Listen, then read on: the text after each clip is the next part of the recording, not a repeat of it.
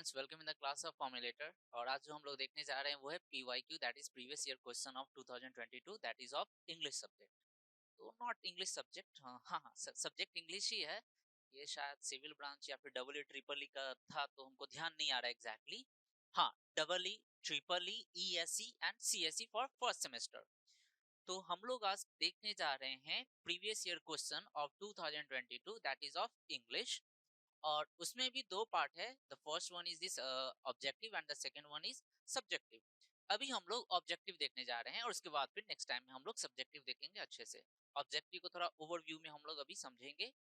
एक तो उसका आंसरिंग अभी हम करेंगे ही, आंसरिंग करने के साथ साथ उसको इलाबोरेट करके निकालेंगे। इलाबोरेट करने का मतलब ये कि आगे पीछे जैसे कोई भी अगर ऑब्जेक्टिव मिलता है तो ऑप्शन तो उसमें दो तीन या चार ही रहता है, जिसमें से एक सिलेक्ट करना पड़ता है या फिर एक से ज्यादा सिलेक्ट करना पड़ता है। लेकिन अगर हम क्वेश्चन को समझ लेते हैं और उसके आंसर्स के जो ऑप्शंस है अगर उसको समझ लेते हैं, तो इस तरह से बनाने का स्ट्रेटेजी थोड़ा चेंज हो जाता है, मतलब कि पॉजिटिव वे में चला आता है वो स्ट्रेटेजी मेरा। अब इस बात को समझाने के लिए अभी जो हम थोड़ा बहुत बोले हैं, जैसे अभी हम यहाँ पर आएंगे ना, इसको आप और अच्छे से समझ जाइएगा। अच्छा सर, ये बात कहना चाह रहे थे। अब हम स्टार्ट करें। फाइन। सो फॉर्मुलेटरी आपके लिए एक प्लेटफॉर्म है, एक बहुत बेहतरीन प्लेटफॉर्म है, जहां पर आप आकर के ना बीटेक के बहुत सारे कोर्सेज हैं यहाँ पर चलते हैं, ऑनलाइन ऑफलाइन भी चलते हैं, रिकॉर्डिंग्स भी अवेलेबल हैं।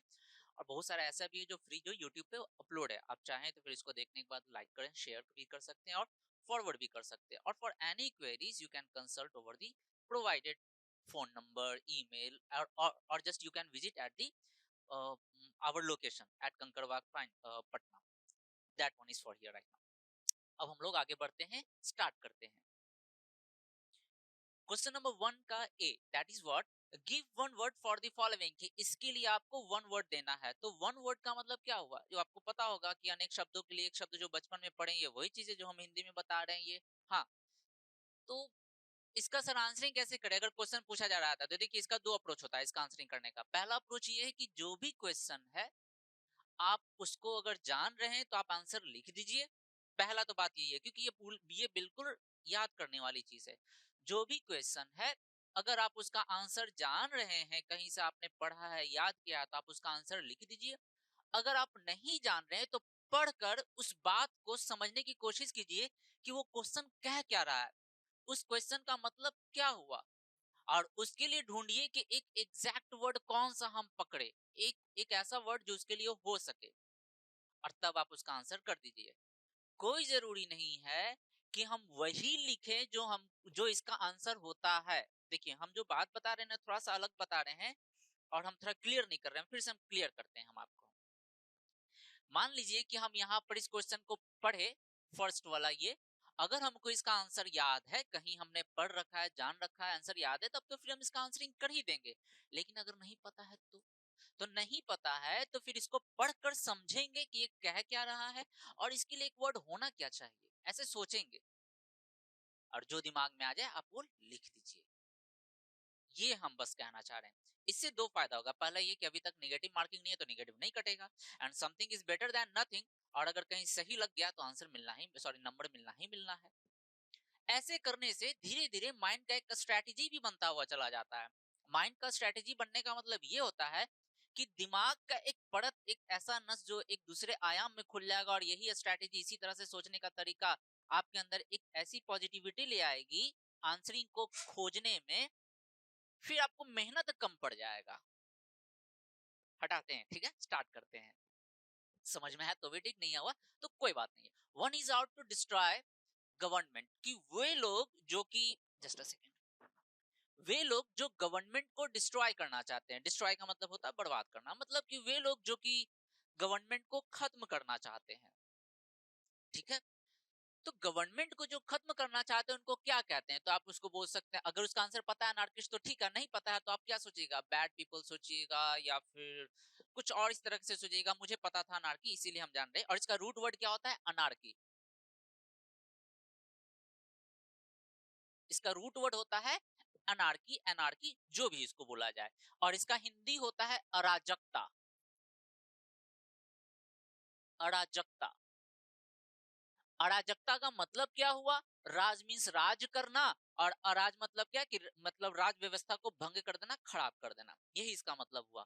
सो one who is out to destroy government, जो गवर्नमेंट को जो भंग कर देना चाहता है, यानी राजतंत्र को जो खत्म कर देना चाहता है। आवर इंडिया इज नॉट राजतंत्र, दैट इज प्रजातंत्र, but sense is that very particular, the same word, कि जो इस राज को, जो इस सिस्टम को जो खत्म कर देना चाहता है, वैसे लोगों को हम लोग क्या बोलते हैं? तो अनार्की बोलते हैं, अराजकता बोलते हैं। और इसीलिए यहाँ पे अनार्किस्ट लिखा गया है, क्यों? क्योंकि अब वो लोग हो गया ना, वो this system is known as anarchy. जो खत्म करना चाहे उस तरह के लोगों को हम लोग अनार्किस्ट कहेंगे, and the system which is found to be destroy government, that is anarchy, उसको हम लोग अनार्की बोलते हैं। A man living in the same age with another, एक आदमी जो कि दूसरे आदमी के सेम एज में रह रहा है। अब सेम एज कहने का मतलब क्या हुआ? सेम एज कहने का मतलब ये नहीं हुआ कि हम 25 वर्ष के हैं तो भाई वो भी 25 वर्ष का, 25-30 वर्ष का है। बात ये नहीं है, बात ये है कि जैसे अटल बिहारी वाजपेयी नहीं रहे, ठीक है, गुड, मान लीजिए अटल बिहारी वाजपेयी नहीं रहे, लेकिन उसी समय इंदिरा गांधी जी भी थी जिस समय अटल बिहारी वाजपेयी थे। इंदिरा गांधी पहले मरी, अटल बिहारी बाद में मरे। ये भी बात सही है कि इंदिरा गांधी जी बड़ी होंगी और अटल बिहारी वाजपेयी जी छोटे होंगे, बट दोनों ही सेम एज से बिलोंग करते हैं, मतलब वो दोनों एक ही समय में जी रहे थे। और जो लोग एक ही समय में जीते हैं, जो लोग एक ही समय में अपना सिक्का उछालते हैं या फिर काम करते हैं, that one is known as the man living in the same age, कि जो एक ही एज में जी रहे हैं। जैसे थोड़ी देर के लिए अगर हम आपको लेकर के चले तो इसको, अब चूंकि अभी हम चूंकि हमको इंदिरा गांधी और ये अटल बिहारी वाजपेयी जी याद आ गए, इसीलिए हम आपको ये चीज बता दिए। अभी के समय में जैसे नीतीश कुमार जी हैं, लालू प्रसाद यादव जी हैं, आज से 100 साल बाद, क्या 1000 साल बाद भी यही बात बोला जाएगा कि नीतीश जी एंड लालू जी एक ही समय के खिलाड़ी थे, एक ही समय के नेता आदमी जो भी थे। तो जो भी आदमी एक ही समय का होता है उसको हम लोग कंटेम्पररी बोलते हैं। क्या बोलते हैं उसको हम लोग? Contemporary. A man living in the same age with another, that that timing goes sorry that timing is known as contemporary। और वही जो आदमी हो गए 1-2 हजार कंटेम्पररीज भी बोल सकते हैं। That which is fit to be eaten, वो चीज जो कि खाने लायक हो, एडिबल, इसको हमको समझाने की जरूरत नहीं, आपको पता होगा, बचपन में भी साइंस की किताब में पढ़े होंगे या एसएसटी की किताब में। A spread of disease in a particular area in one time, जो किसी पर्टिकुलर एरिया में किसी एक समय में हो, दैट डिजीज इज एपिडेमिक। और पैंडेमिक तो आपको पता है पूरे वर्ल्ड लेवल पर जो होता है, दैट इज पैंडेमिक। आगे बढ़ते हैं अब हम लोग। Right synonyms of given words, कि जो भी नीचे दिया जा रहा है इसके आप सिनोनिम्स लिखिए, ये भी आपको पता है। मैंने अभी कुछ ही देर पहले कहा था कि ऑब्जेक्टिव को बनाने का तरीका यही है कि अगर आपको पता है डायरेक्ट तो आप आंसर लिखिए, नहीं पता तो उसका मीनिंग समझिए, वो जो क्वेश्चन लिखा हुआ है, और उसके लिए सोचिए कि कौन सा वर्ड हो सकता है, जो आपके दिमाग में, आप वही लिख दीजिए ना। इससे कहा जाता है something is better than nothing. ये जो चीज हम जो बार बार बोल रहे हैं, ये बार बार हम इसलिए बोल रहे हैं, एक हैबिट बनाइएगा आप लोग तो खैर सॉल्यूशन देख ही रहे हैं, एक हैबिट बनाइएगा, इससे सोचने का तरीका बदलता है। Right synonyms of given words. Wash मतलब क्या हुआ? धोना हुआ, तो क्लीन हो गया, खत्म। कंसील का हाइड होता है, छुपा लेना होता है। बिजी सबको पता है, इसके लिए आप इंगेज लिख सकते हैं। क्यूरियस भी पता है तो इंटरेस्टेड आप लिख दीजिए। क्यूरियस मींस क्या होता है? जिज्ञासा, उत्सुक। इंटरेस्टेड की जगह पे आप एगर भी लिख सकते हैं। आगे बढ़ते हैं हम लोग। Form a new word by adding prefix to it. आपको प्रीफिक्स पता होगा। प्रीफिक्स कहने का मतलब ये कि कोई भी ऐसा वर्ड जैसे कि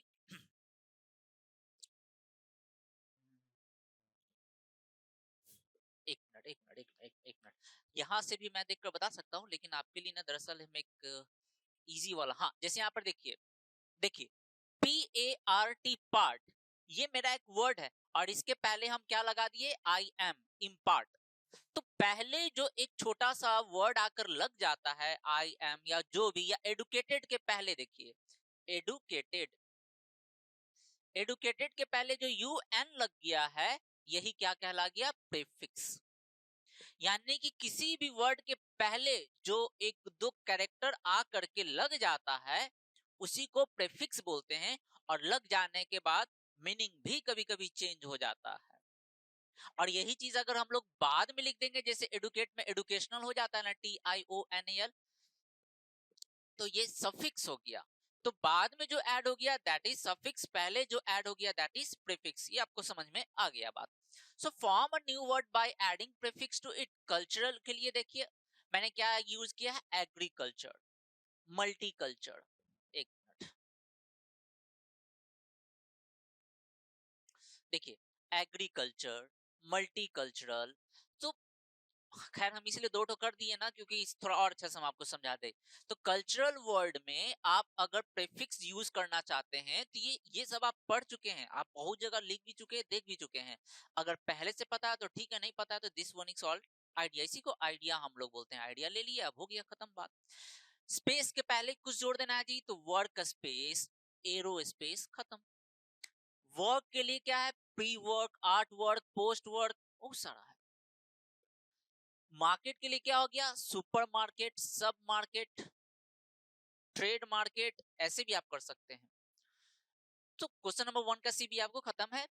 नेक्स्ट चलते हैं हम लोग। Form a new word by adding suffix to it. This one should be word. Fine, यहाँ पे कुछ गलती हो गया होगा हम लोग की तरफ से, कैसे हुआ पता नहीं, but this one is word. So form a new word by adding suffix to it, कि एक नया वर्ड आप बनाइए सफिक्स को ऐड करते हुए। तो सफिक्स अभी आपको समझ में आ गया है। चाइल्ड का क्या हो जाएगा, चिल्ड्रेन। केयर का क्या हो जाएगा, केयरफुल। केयरलेस भी हो सकता है, केयरलेस भी हो सकता है। बैक का क्या हो गया, बैक एक, मींस पीठ में दर्द। देखिए बैक एक से मुझे याद आया एक सेंटेंस कि मुझे सर्दी है। इसको इंग्लिश में कैसे बोलेंगे, तो इसको बोला जाता है आई हैव अ कोल्ड। याद रखिएगा, आई हैव अ कोल्ड। बोलने वाला बोलेंगे आपको कि कोल्ड के पहले ए, तो मुझे बुखार है तो आई हैव ए हॉट बोले, नहीं। इसका यही होता है, क्यों होता है ये हम नहीं बता सकते, ठीक है, बट ये होता है मुझे सर्दी है, आई हैव अ कोल्ड। सर्दी जुकाम जो हो जाता है ना, ये सब कॉम्पिटिटिव क्वेश्चन है, कभी आता है, हो सके कभी किसी कंपटीशन में या फिर इंटरव्यू के समय ऐसा कुछ आ जाए, तो ध्यान रखिएगा आई हैव अ कोल्ड होता है। तो बैक का क्या हो गया, बैक एक। एक्सीडेंट का क्या हो गया, एक्सीडेंटल। हमको लग रहा है अब आपको ये बात समझ में आ गया होगा। So this one is the suffix. fill in the blanks with suitable prepositions, you know better than me, है ना। आपको तो खैर मुझसे अच्छे से पता है कि सर preposition क्या होता है, ये to होता है या फिर over होता है, below होता है, up होता है, down, these are the prepositions। तो यहाँ पे कौन से prepositions होंगे, वैसे preposition ही इंग्लिश ग्रामर का सबसे ऐसा टफ पार्ट है जिसको हवा में सोचा जाता है। हवा में सोचने का मतलब ये है कि ये इसमें नियम कानून बहुत कम है, एकदम इसमें सेंस ऑफ ह्यूमर बहुत ज्यादा काम करता है। तो देखते हैं कभी अगर आएंगे इस पर तो बताएंगे, या फिर आपने अगर मेरा प्रीवियस वीडियोस अगर कुछ देखा होगा तो वहां पर आपको दिख जाएगा। अभी हम उस पर डिटेल नहीं जाना चाहते हैं। यहाँ से हम कहना सिर्फ ये चाह रहे हैं, कोई जरूरी नहीं है कि जो हम भर रहे हैं वही होगा, आप भी जो सेलेक्ट कर सकते हैं वो भी हो सकता है। हाँ ये जरूर है कि एक के लिए दो तीन ही हो सकता है, ऐसा नहीं कि 10-20 हो जाएगा प्रिपरेशन, ऐसा नहीं होता है। जैसे she is famous her water colour painting, तो she is famous for her water colour, यहाँ पे फॉर ही सही लग रहा है, यहाँ पे फॉर ही होगा कि वो क्यों फेमस है, तो वाटर कलर पेंटिंग के लिए फेमस है। The car went the tunnel, the car went through the tunnel. हाँ कुछ लोग ये भी बोल सकते हैं the car went in the tunnel, ऐसा भी बोल सकते हैं। जस्ट अ सेकेंड,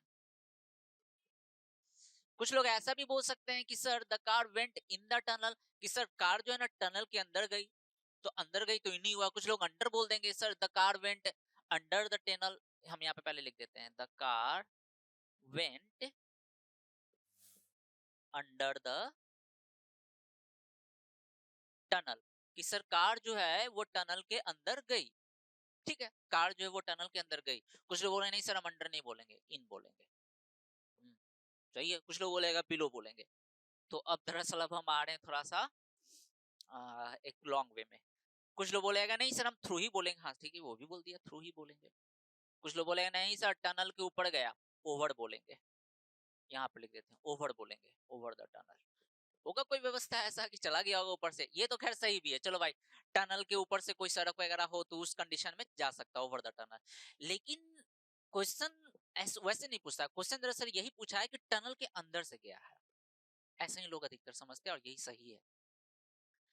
तो जब किसी चीज के अंदर से कोई चीज जाए तो उसके लिए हम लोग थ्रू यूज करते हैं, ना कि इन यूज करते हैं, ना कि अंडर यूज करते हैं। फिर से समझिएगा, कोई ऐसा सुरंग नुमा पाइप के जैसा, और इसके अंदर से देखते हैं ना पहाड़ को छेद करके तोड़ करके और फिर ट्रेन गुजरती है कुछ देर के लिए, तो through the hole, through the tunnel, इस तरह से कोई कार जा रहा था थ्रू। तो कोई ऐसा चीज जो एक पाइप नुमा हो और इसके अंदर से कोई चीज जा रहा है कुछ समय के लिए, चूंकि टाइमिंग ले लिया ना, 2-4 सेकंड, 10 सेकंड, 20 सेकंड, और पास किया, तो इस तरह के सेंस को हम लोग थ्रू बोलते हैं। और यही सेंस हमको दे रहा है थ्रू, नॉट इन।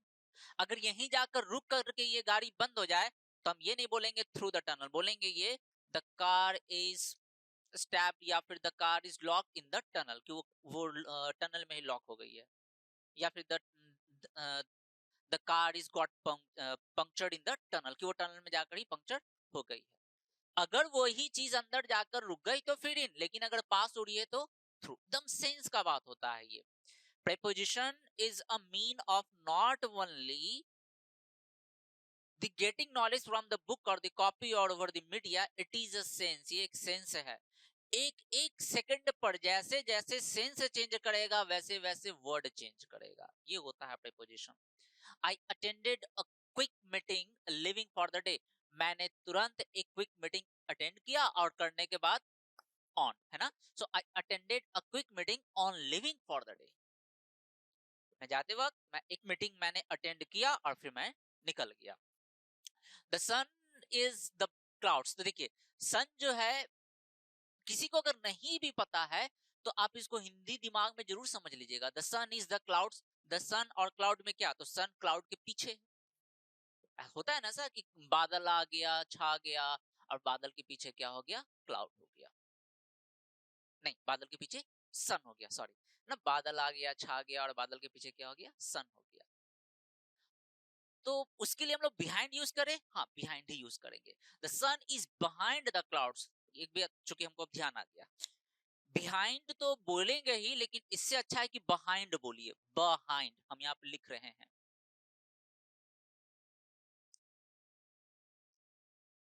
बिहाइंड,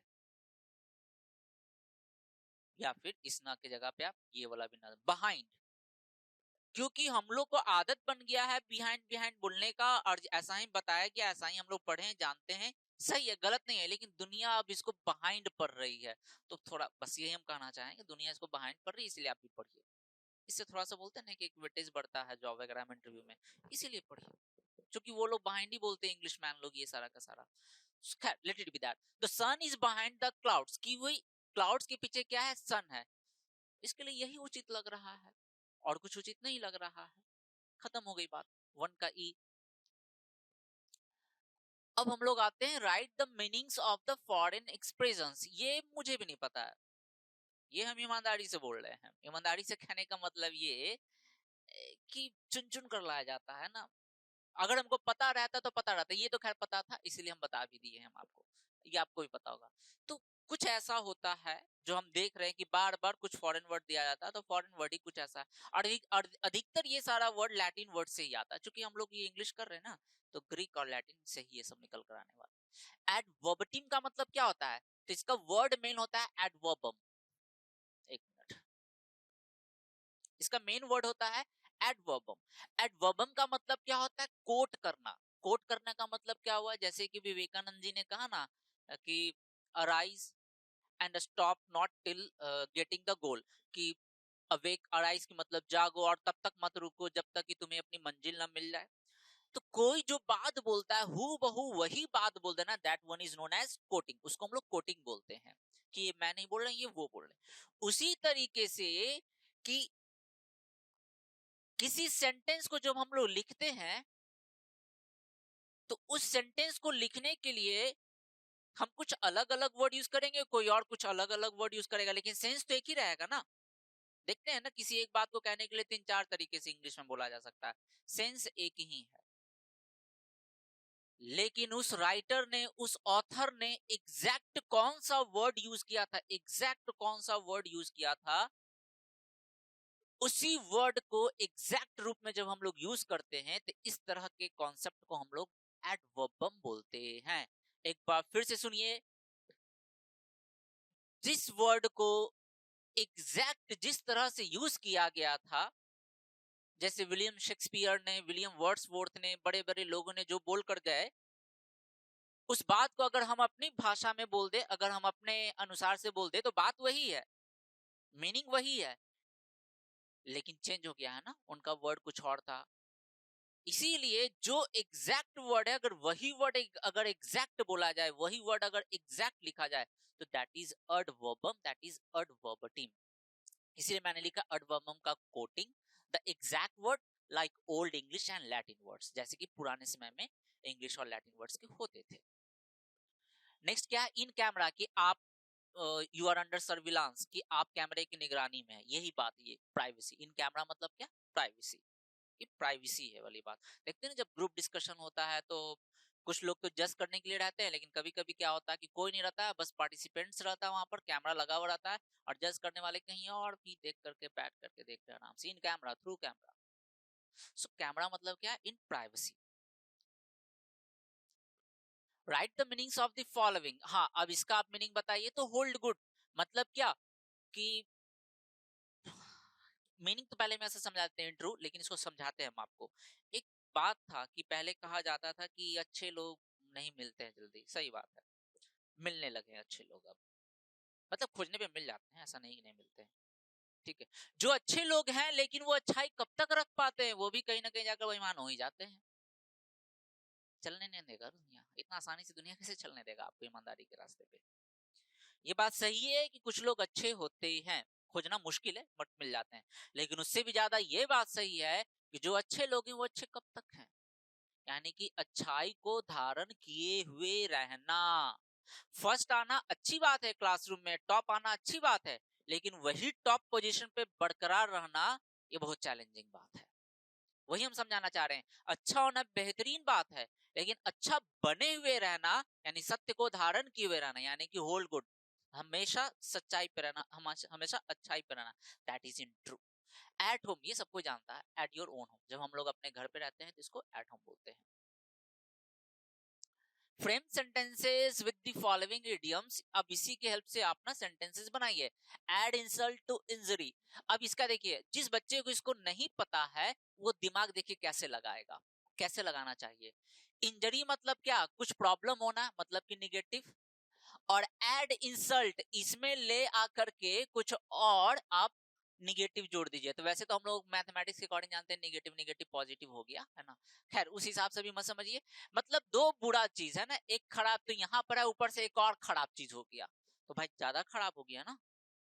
तो एक तो आज बादल छाया हुआ था और उसके बाद हम जब घर से निकल रहे थे तो मेरा छाता खराब हो गया था जल्दी जल्दी में, क्या करे, तो हम सोचे चलो भाई किसी तरह से निकल ही जाएंगे, और ऊपर से बारिश हो गई, पूरा का पूरा मामला गड़बड़ा गया, सारा का सारा किए पे पानी फिर गया।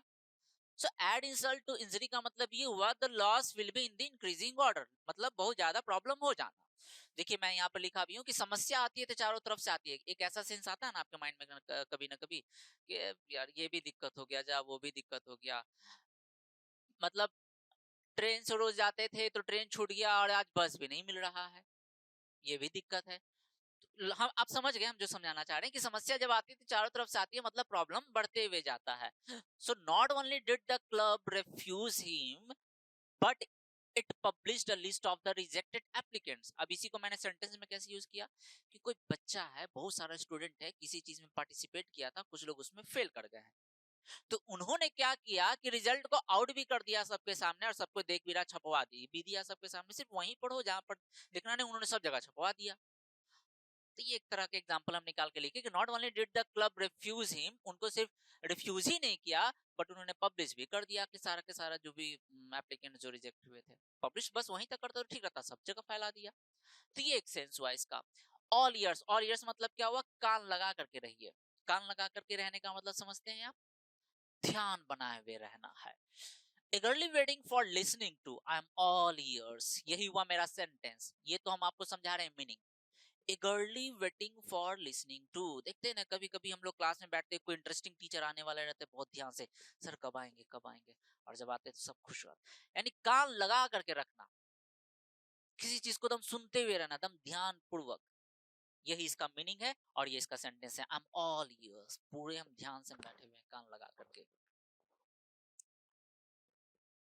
Frame sentences with the following homophones to bring out the difference in their meaning.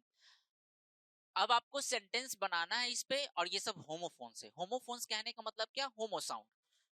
Homophones कहने का मतलब क्या? होमो साउंड। इसको हम लोग होमो साउंड भी बोलते हैं। सुनने में जो एक जैसा लगे, है ना, सुनने में जो एक जैसा लगे।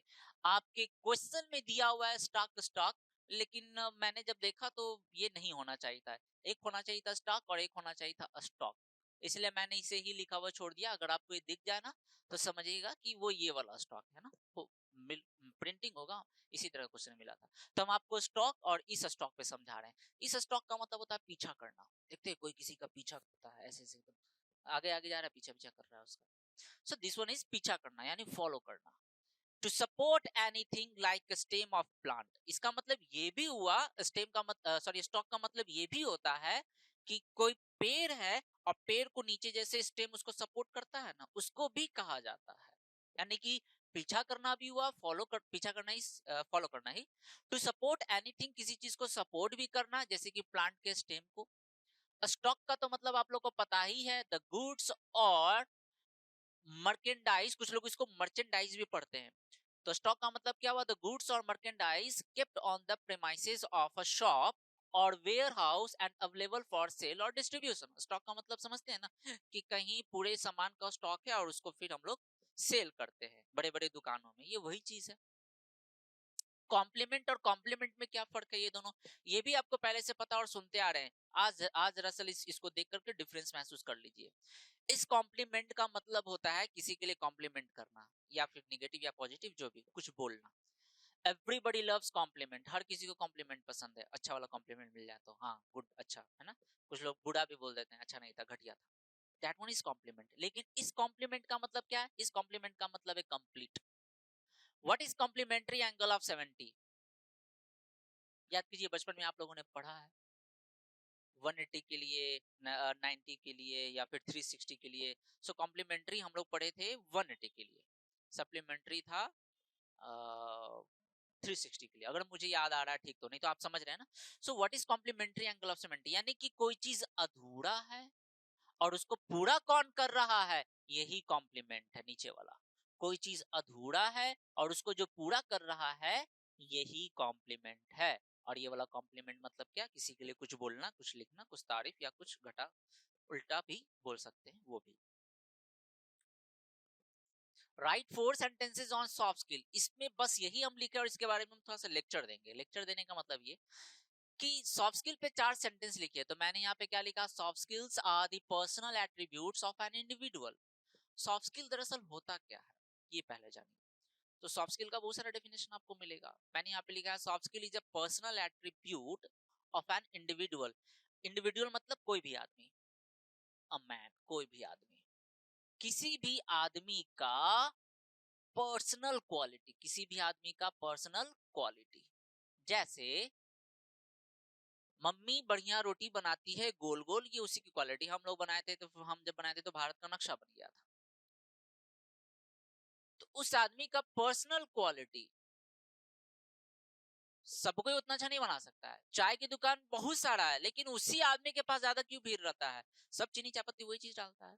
कुछ तो है ज्यादा, कुछ तो है उसके, उसका जो हुनर कुछ तो है, उसके अंदर कुछ तो कुशलता है। That is known as Kaushal.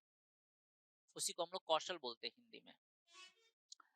So soft skill का पहले मतलब समझिए कि किसी भी आदमी का वो क्वालिटी जो उसी के पास है, सबके पास नहीं होता है। चाहे वो चाय बनाना हो, जैसे हम यहाँ पे क्लास ले रहे हैं ना, और एक यहाँ पे प्यून है, बहुत अच्छे हैं, है ना, हमको बोलना भी नहीं पड़ता, वो पानी ला कर दे देते हैं। वो क्यों दे देते हैं? उनको पता है ये बात कि सर रिकॉर्डिंग ले रहे हैं और ये थक जाते हैं, बोलते बोलते प्यास लग जाती है, तो चुपचाप पानी दे देते। क्यों? कितना माहिर है। कोई ये भी तो बोल सकता है प्यून बोलेगा तभी तो ला कर देंगे। नहीं, ये उनकी अपनी क्वालिटी, उनकी अपनी मेंटेनेंस है। यही जो पर्सनल चीज होता है, इसी को हम लोग सॉफ्ट स्किल कहते हैं। और यहाँ तक कि जब वो पानी लेकर जब वो पानी लेकर आते हैं तो दरवाजा खटखटाते भी नहीं है, वो सीधा दरवाजा को खोलकर रखकर चले जाता है। अब आप बोलिएगा कि सर ये तो गलत बात है, खटखटा कर आना चाहिए ना। नहीं, वो इसलिए नहीं खटखटाते हैं क्योंकि जब हम बोलेंगे ना तो खटखट का जो आवाज आएगा तो डिस्टर्ब हो जाएगा सब बच्चा। इसलिए चुपचाप खोलते हुए आते, चुपचाप रख करके चले जाते, इसको कहते हैं सॉफ्ट स्किल। तो हम आपको यहाँ से एक एग्जांपल दिए, जैसे लोहार का दुकान, बढ़ई का दुकान, है ना, ये सॉफ्ट स्किल। हम भी पढ़ा रहे, और भी टीचर पढ़ा रहे, शायद वो मुझसे भी बेहतर पढ़ाते होंगे, कोई और टीचर मुझसे भी बेहतर, या हमसे भी थोड़े से, है ना।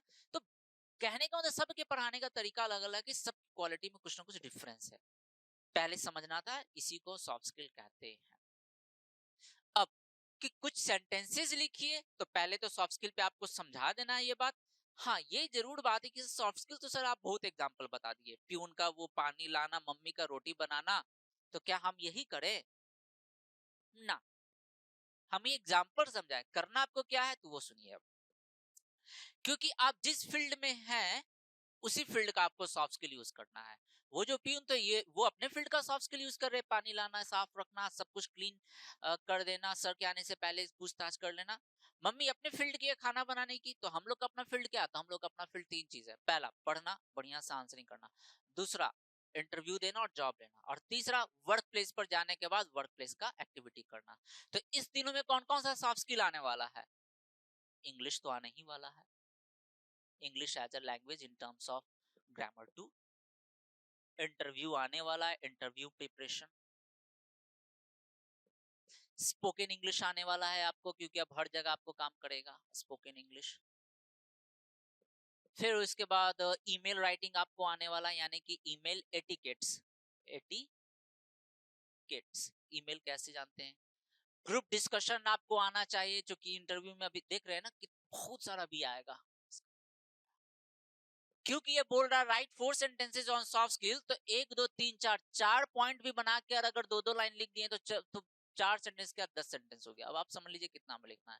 शॉर्ट में है शॉर्ट में चल दीजिए, लॉन्ग में है लॉन्ग में चल दीजिए। इसीलिए हम आपको ये पूरा होल बता दिए, और एक डेफिनेशन बताने जा रहे हैं अभी हम सॉफ्ट स्किल का, उसको जरा देखिएगा आप लोग। But before thank you, fine, it is going to be alright, but before thank you I am going to write a definition here of soft skill.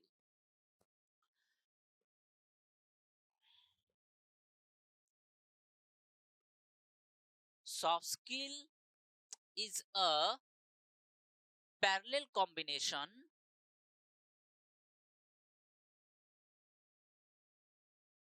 of situation, thoughts and expressions। Soft skill में 3 चीज होना चाहिए। जैसे मान लीजिए कि अगर मेरा इंटरव्यू होने वाला है, तो क्या क्वेश्चन पूछा जाएगा किसी को पता नहीं, थोड़ा बहुत तो पता ही रहता है, व्हाट इज योर नेम, इस तरह का सब चीज पूछता है, कैसे कैसे पूछे कोई पता नहीं, यानी कि सिचुएशन क्या आने वाला कोई नहीं जानता है, और जिसमें मेरे पास सिचुएशन आता है हमको उसी समय जवाब देना है। यानी कि सिचुएशन जैसे ही आता है हम लोग सोचना स्टार्ट कर देते हैं क्या इसका होना चाहिए। अब ये नहीं है कि सिचुएशन मेरे सामने आया तो 5 दिन के बाद आंसर देंगे, ऐसा तो होता नहीं है। मान लीजिए कि बॉर्डर पे सैनिक लोग लड़ाई कर रहे हैं, जिस तरह का सिचुएशन वहां पर आता है, तो देखते हैं ना, एट अ टाइम सब कुछ खेलना पड़ता है। ऐसा भी होता है कि बहुत सा पहले से भी तैयारी होती है, लेकिन जब टाइम आता है, तो जिस समय सिचुएशन आया आपको सोच करके चलना है कि सिचुएशन में हम क्या करना है। जैसे ही आप सोचते हैं हाँ ये सारा काम आप फटाक से आप एक्सप्रेस कर देते हैं, यानी कि एक्सप्रेस मतलब क्या, एक्शन। थॉट मतलब क्या, वो चीज क्या करना है। सिचुएशन तो आपके हाथ में नहीं है, आपके हाथ में बस यही 2 चीज है। और ये तीनों ऐसा नहीं कि आज 1 घंटे के बाद 2 घंटे के बाद, एकदम पैरेलल चलता है, देखते हैं ना। जो भी क्वेश्चन पूछेगा उसी के पैरेलल आपको सोच करके जवाब भी देना है, यानी कि this one is situation, this one is thought, और this one is expression means solution. एकदम पैरेलली चलता है ये चीज। हम तो बोलेंगे ये पैरेलल भी नहीं है, कोलिनियर है। सिचुएशन आ रहा है तुरंत आप उसको एक्सप्रेशन बताइए, तुरंत आप उसको, सिचुएशन आया तुरंत आप उसको थॉट्स में कन्वर्ट कीजिए, तुरंत आप उसको एक्सप्रेशन कीजिए। हम तो बोलेंगे कोलिनियर है, पैरेलल से भी एक कदम आगे। सो यहाँ तक हम लोग अभी ऑब्जेक्टिव क्वेश्चंस देख लिए हैं। इसके बाद फिर हम लोग नेक्स्ट क्लास में मिलते हैं, ठीक है। तब तक अगर कोई कंफ्यूजन कुछ भी तो आप लोग मेंशन कर सकते हैं, पूछ सकते हैं। Thank you for watching this video.